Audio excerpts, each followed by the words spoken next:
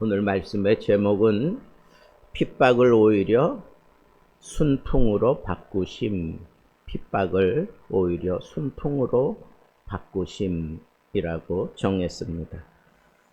오늘 우리는 사도 바울의 2차 전도 여행 중 그가 이 고린도 지역에서 겪었던 핍박이죠.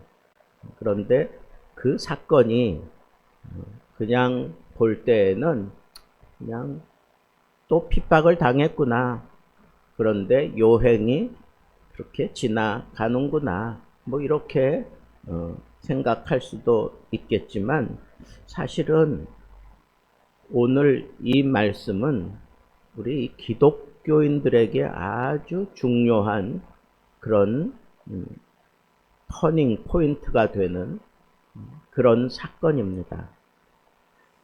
바울 개인에게는 아주 위기였지만 이 복음이 흘러감에 있어서 이 사건이 오히려 순풍을 탄 배처럼 이 핍박을 타고 당당하게 미끄러져 내려가는 그런 시발점이 되었다라고 하는 이 사실을 우리가 깊이 좀 생각해 봤으면 좋겠습니다. 바울이 고린도에서 1년 6개월 동안 집중적으로 하나님의 말씀을 가르쳤다고 제가 말씀을 드렸는데, 그때 많은 사람들이 이 말씀을 듣고 자기 곳으로 돌아가서 교회들을 세우고 또 그런 역사가 많이 일어나고 있는 것을 선교 역사 학자들은 보고 있어요. 말세의 마지막 교회들이라고 생각하는 요한계시록에 나오는 7 교회가 세워지는 것도 거의 다 이때 사람들이 몰려 들어와서 이 말씀을 듣고 이 말씀에 크게 감동을 입고 도전을 받고 그래서 교회들이 형성되어지는 그런 놀라운 역사가 일어났다라고 보는 학자들도 많이 있습니다. 그만큼 바울이 이 고린도 지역에서 1년 6개월 동안 집중적으로 말씀을 가르칠 때 그 말씀을 따라 사방팔방에서 모여 들었던 것입니다. 그러니까 유대인들이 셈이 나는 거예요. 유대인들이 그 꼴을 보기가 싫은 거예요. 그래서 갈리오가 그 아가야 지역, 그러니까 이 고린도를 비롯해서 그쪽 지역에 총독이 됩니다. 총독이 되어서 그 지역을 다스리게 되었는데, 그때 유대인들이 이거는 그냥 어떤 개인이나 단체가 가서 이 문제를 해결할 수 없으니까 이건 법적으로 이 문제를 다루어서 다시는 이 기독교가 발붙이지 못하게 하자 하는 그런 생각을 가지고 법정으로 이 바울을 데리고 간 거예요. 끌고 간 거나 마찬가지죠. 그러면서 고발을 하는 거예요. 이 사람이 이 유대교의 율법을 가지고 하나님을 경배하라고 얘기는 하는데 율법을 거스린다. 율법을 어겨가면서 하나님을 경배하라고 한다. 그 얘기는 뭐예요? 겉으로는 유대교인데 실제로는 유대교를 거스리는 그런 잘못된 그런 사상을 전하면서 유대인들을 흔들고 있다는 거예요. 다른 사람들에게 악영향을 끼치고 있다. 그러니 아예 법적으로 이 바울과 그 일행들을 제재해달라 하는 그런 차원에서 바울을 그 법정에 세웠던 겁니다.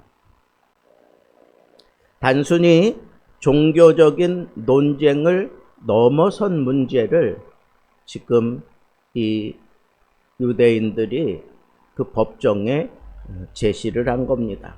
유대인들은 바울이 유대교의 전통적인 율법을 벗어나서 새로운 가르침을 가르친다고 주장하면서 사회적인 혼란을 야기하고 있다라고 하는 그런 주장을 하는 것이죠.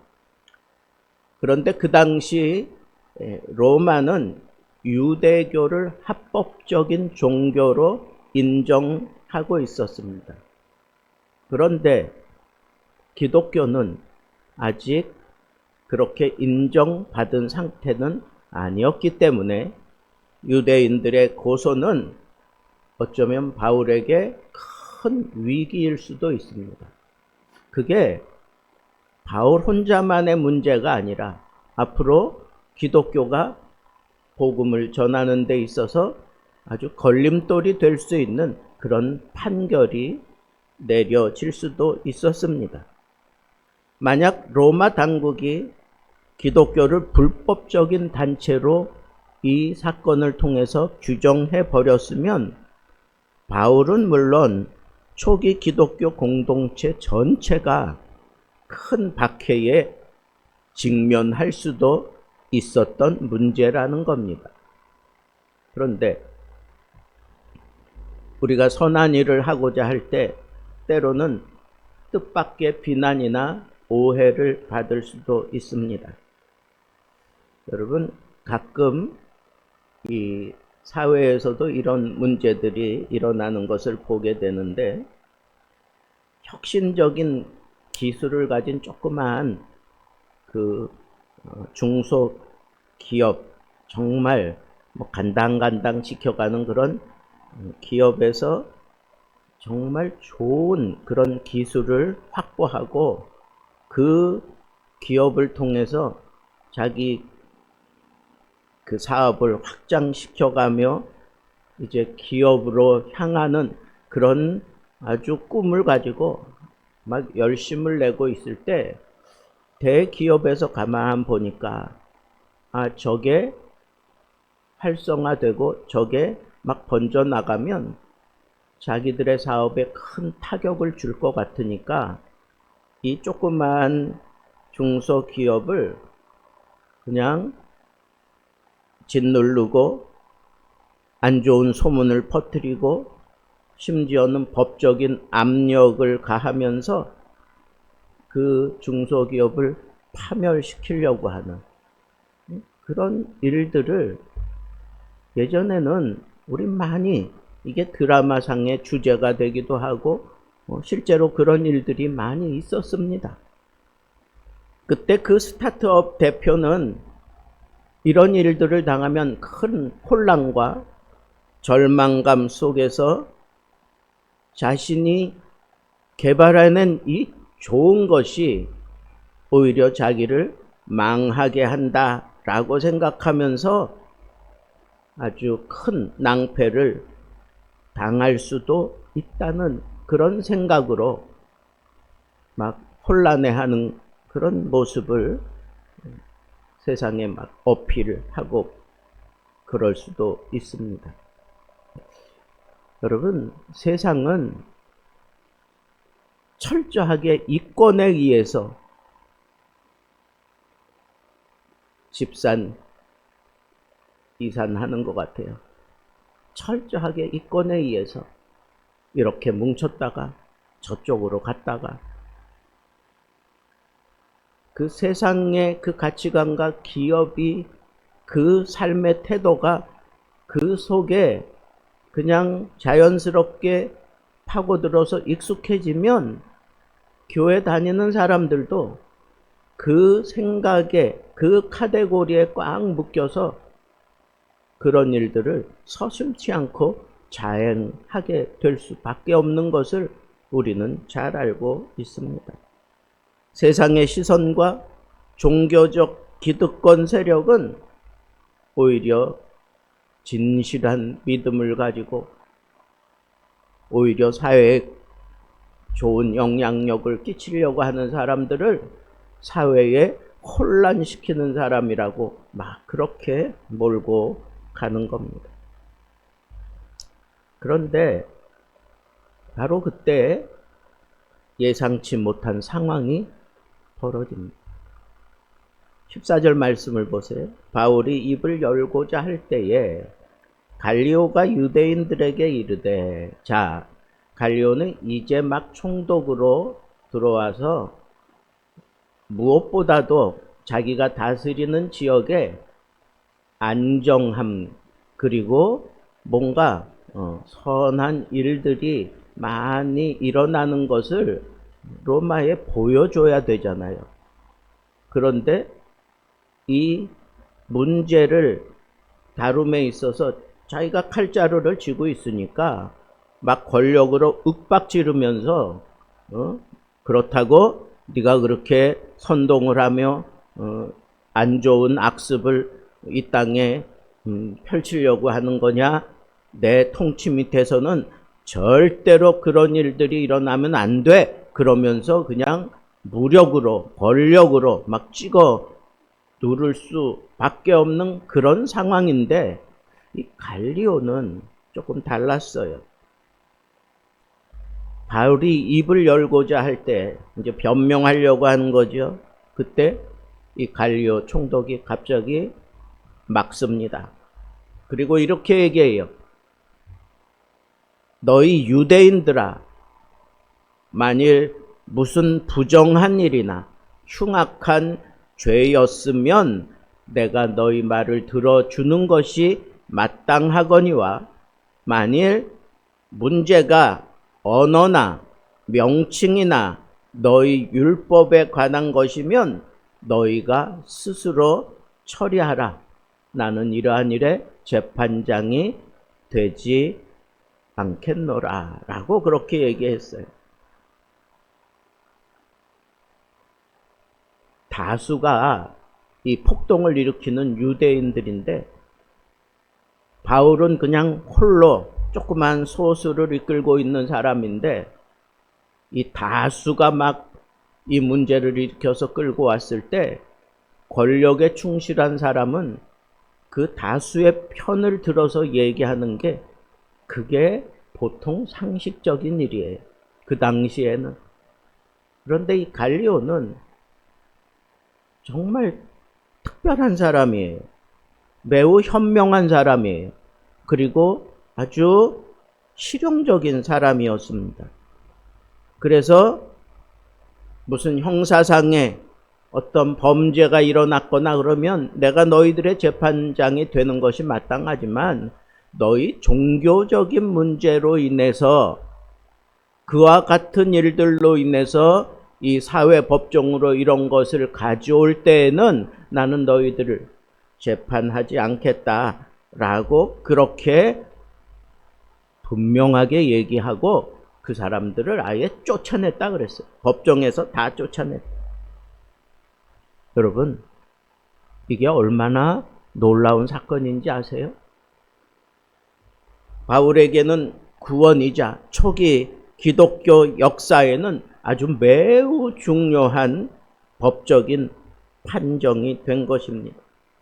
기독교를 유대교 내부의 문제로 간주하고 법적 제재를 가하지 않은 공식적인 첫 판례가 되었던 겁니다. 그러니까 복음을 전함에 있어서 아무 문제가 없다는 거예요. 복음을 어떻게 전하든지 어떤 상해가 일어나고 어떤 심각한 사회적인 혼란이 야기되고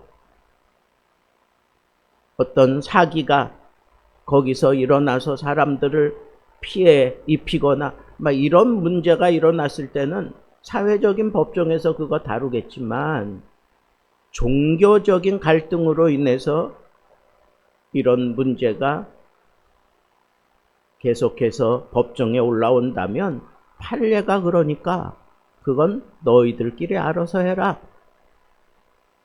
그렇게 이제 할 수 있게 되었다는 거예요. 그래서 기독교는 이 사건 이후로 한동안 로마 제국 내에서 비교적 자유롭게 복음을 전할 수 있는 길을 얻게 된 겁니다. 핍박하는 사람들은 이 사람들을 그냥 권력자 앞에 세워가지고 완전히 그냥 무너뜨리려고 하는 그런 계획을 가지고 법정에 세웠는데, 또 타이밍이 아주 좋은 때였어요.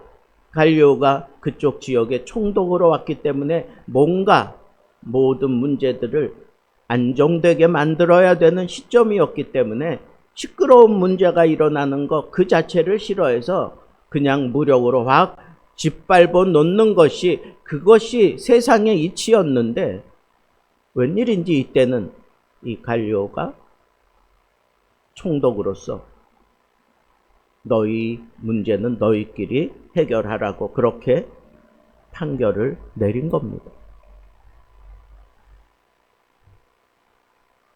여러분, 세상의 권력을 가지고 있는 사람들 가운데에도 이렇게 자기 관할에 관한 것을 분명히 하면서 또 바른 정신을 가지고 그렇게 재판하는 사람들이 얼마든지 있다고 하는 것이고, 우리가 더 깊이 들여다보면 어쩌면 이게 초기 기독교의 이방의 복음을 전하는 데 있어서 아주 심각한 그런 어려움이 결정될 수 있는 그런 사건이었는데,